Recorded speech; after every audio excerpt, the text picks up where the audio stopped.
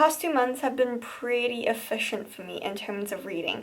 I've caught up to my reading goal on Goodreads, which is 45 books for this year, thankfully, thanks to the Easter holidays. I didn't really buy any books because I still have a lot sitting on my shelf that I have yet to get through. There's just this whole backlog, so I've been, self-control and all that. The first book that I read after my last wrap-up video is Mort by Terry Pratchett. I did talk about this a little in some of my previous videos, but yeah, Discworld fantasy series, Terry Pratchett, literary genius, really hilarious. And then I went on holiday and I read Ready Player One. But if the books have already been reviewed on this channel, I'll just link to them in the description. Ready Player One, I literally couldn't put it down, really enjoyed it.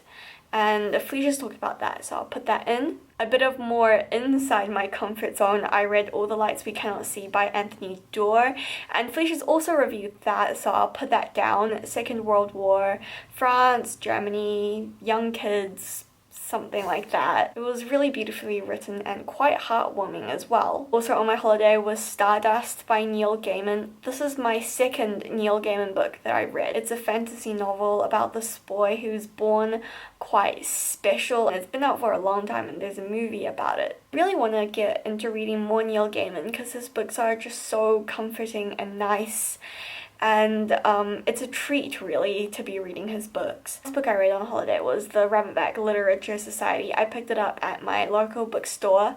It's written by a Finnish author whose name I really can't say, but it's about this language literature teacher. I don't know. She gets let into this weird, prestigious writing club, but there's weird things going on. It's a really weird book. It's weird.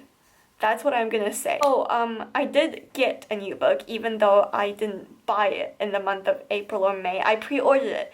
It's All I Know Now by Carrie Fletcher, the YouTuber, singer, actress. It's an advice book that she's written based on this blog that she had. All I Know Now just gave me the really pleasant vibe of a Jacqueline Wilson book. It's not like some high, lofty literary sensation. It was nice to just wind back and feel all nostalgic about your childhood and everything. Overall, I'm pretty happy with the reading progress I've made. I just hope I can keep it up through the year.